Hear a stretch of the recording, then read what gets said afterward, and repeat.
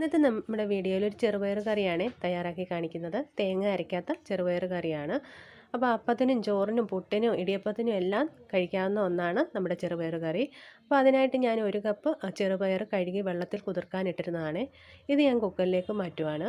അതിനോടൊപ്പം തന്നെ നന്നായിട്ട് പഴുത്ത ഒരു തക്കാളിക്കയും 3-4 പച്ചമുളക് കീറിയതും കൂടെ ഇതിലേക്ക് ഇട്ട് കൊടുക്കുകയാണ്. അപ്പോൾ എരിവിനനുസരിച്ച് നമുക്ക് പച്ചമുളക് കൂട്ടുകയോ കുറയ്ക്കുകയോ ചെയ്യാവുന്നതാണ്. അതിനോടൊപ്പം തന്നെ ഒരു 1/4 ടീസ്പൂൺ മഞ്ഞൾപ്പൊടിയും 1/2 ടീസ്പൂൺ മുളക് പൊടിയും ആവശ്യത്തിനുള്ള ഉപ്പും കൂടെ ചേർത്ത് ഇതൊന്ന് അടച്ച് നമുക്കൊരു 4 വിസിൽ കൊടുത്ത് വിടാം. അപ്പോൾ ആദ്യത്തെ വിസിൽ ഞാനിവിടെ ഹൈ ഫ്ലെയിമിലും 3 വിസിൽ ലോ ഫ്ലെയിമിലും വെച്ചാണ് വേവിച്ചെടുക്കുന്നത്. അപ്പോൾ പയറുകറി നന്നായിട്ട് വെന്ത് വരണം.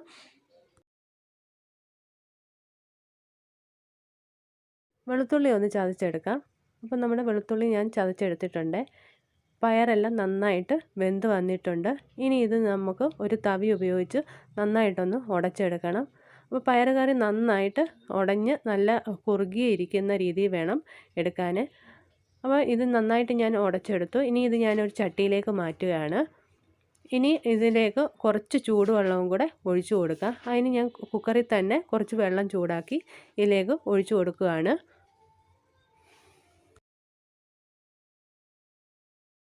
ഇനി ഒരു ചീനച്ചട്ടി അടുപ്പത്ത് വെച്ച് കൊടുക്കുക. അതിലേക്ക് ഞാൻ കുറച്ച് എണ്ണ ഒഴിച്ച് കൊടുത്തിട്ടുണ്ട്. ഇതിലേക്ക് ഞാൻ കുറച്ച് കടുകും കൂടി ഇട്ട് കൊടുത്തു. കടുക് പൊട്ടി വന്ന സമയത്ത് ഒരു സവാള ഉള്ളി അരിഞ്ഞതും ഒരു പച്ചമുളക് അരിഞ്ഞതും കറിവേപ്പിലയും ഒരു അല്പം ഇഞ്ചിയും കൂടെ അരിഞ്ഞതും കൂടെ ഇട്ട് കൊടുക്കുകയാണ്. എന്നിട്ട് നന്നായിട്ടൊന്ന് ഇളക്കി കൊടുക്കുക. ഇതിലേക്ക് ഇനി ഞാൻ ഒരു 1/2 ടീസ്പൂൺ മല്ലിപ്പൊടിയും 1/4 ടീസ്പൂൺ മഞ്ഞൾപ്പൊടിയും ഒരല്പം ജീരകവും കൂടെ ചേർത്ത് കൊടുക്കുകയാണ്. എന്നിട്ടിത് നന്നായിട്ടൊന്ന് ഇളക്കി കൊടുക്കുക. അപ്പോൾ നമ്മൾ മല്ലിപ്പൊടിയാണ് ഇവിടെ സ്പെഷ്യലായിട്ട് ചേർക്കുന്നത്. അപ്പോൾ നല്ലൊരു ടേസ്റ്റാണ് നമുക്ക് കിട്ടുന്നത്. എന്നിട്ട് നന്നായിട്ട് ഇതൊന്ന് ഇളക്കിയതിന് ശേഷം ഇതിലേക്ക് ഒരല്പം കായപ്പൊടിയും കൂടെ ചേർത്ത് കൊടുക്കാം. എന്നിട്ട് നന്നായിട്ടൊന്ന് ഇളക്കിയതിന് ശേഷം നമുക്ക് വേവിച്ച് വെച്ചിരിക്കുന്ന പയറും കൂടെ ചേർത്ത് കൊടുക്കാം. അപ്പോൾ പയർ ഞാനെല്ലാം ചേർത്ത് കൊടുത്തു. ഇനി ഇത് നന്നായിട്ടൊന്ന് ഇളക്കി കൊടുക്കണം. പയറായതുകൊണ്ട് പെട്ടെന്ന് കട്ടിയാവും. അപ്പോൾ നന്നായിട്ട് ഇളക്കി കൊടുക്കുക.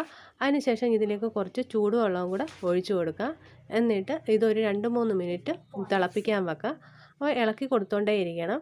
അതിനുശേഷം നമുക്ക് ഇപ്പോൾ കറിയെല്ലാം റെഡിയായി വന്നിട്ടുണ്ട്. ഇതിനൊന്ന് കടുക് വറുത്തിടാം. അതിനായിട്ട് ഞാനൊരു ചീനച്ചട്ടി അടുപ്പത്ത് വെച്ച് കൊടുത്തു. അതിലേക്ക് ഞാൻ കുറച്ച് എണ്ണ ഒഴിച്ച് കൊടുത്തിട്ടുണ്ട്. ഇനി ഇതിലേക്ക് കുറച്ച് കടുകും 1 ടീസ്പൂൺ പെരിഞ്ജീരകവും കൂടെ ഇട്ട് കൊടുക്കുകയാണ്. അതൊന്ന് പൊട്ടി വന്ന സമയത്ത് ഇതിലേക്ക് ഒരു അല്പം ഉള്ളി അരിഞ്ഞത് ഇട്ട് കൊടുക്കുകയാണ്. അതിനോടൊപ്പം തന്നെ നമ്മൾ ചതച്ച് വെച്ചിരുന്ന വെളുത്തുള്ളിയും കൂടെ ചേർത്ത് കൊടുക്കുക. കുറച്ച് കറിവേപ്പിലയും കൂടി ഇട്ട് ഇതൊന്ന് നന്നായിട്ട് ഇളക്കി മൂപ്പിച്ചെടുക്കണം. എന്നിട്ട് വെന്തിരിക്കുന്ന പയറുകറിയിലേക്ക് ഇത് ഒഴിച്ചു കൊടുക്കുക. എന്നിട്ട് ഒന്ന് ഇളക്കി കൊടുക്കുക. ഇപ്പോൾ നമ്മുടെ പയറുകറി ഇവിടെ റെഡി ആയി കഴിഞ്ഞു. അപ്പോൾ നല്ല ടേസ്റ്റി ആയിട്ടുള്ള ഒരു പയറുകറിയാണ്. അപ്പോൾ ബാച്ചിലേഴ്സിനൊക്കെ പെട്ടെന്ന് തയ്യാറാക്കാവുന്നതാണ്. അപ്പോൾ ഇതെല്ലാവരും ഒന്ന് ട്രൈ ചെയ്ത് നോക്കണേ.